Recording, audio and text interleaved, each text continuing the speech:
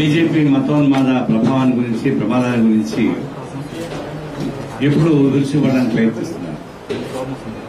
2002లో జరిగినటువంటి ఘటన, గుజరాత్ జరిగిన మారణ హోమం, ఆ తర్వాత 2004 నుంచి కాంగ్రెస్ ప్రభుత్వం పార్లమెంటుకి ప్రధానమంత్రిగా మన్మోహన్ సింగ్ గారు ఉన్నారు.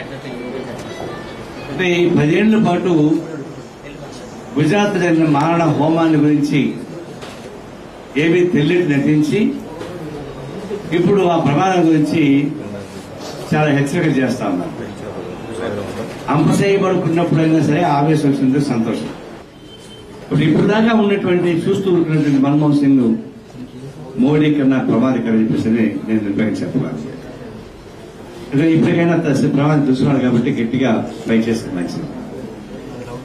రెండవది, ఆయన పదవి విరమణ దశగానే ప్రకటించారు.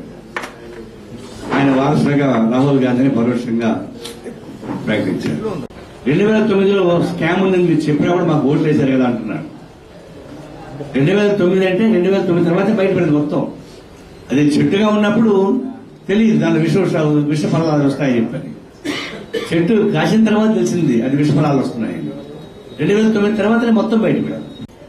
ఈ అణు ఒప్పందం ద్వారా వచ్చిన అవినీతి కప్పించుకోవడానికి అవిశ్వాస తీర్మానం పైన మీరు పెట్టినటువంటి డబ్బులు, ఓటు నోటు, చివరి ప్రధానమంత్రి నాయకత్వాన్ని ఉన్నటువంటి బొగ్గు కుంభకోణం, అంతర్జాతీయ కోల్ మైన్ మాఫియా గ్యాంగ్కి 10 లక్షల కోట్ల రూపాయలు కేటాయించిన దానికి మీ శాఖకి ప్రధానం.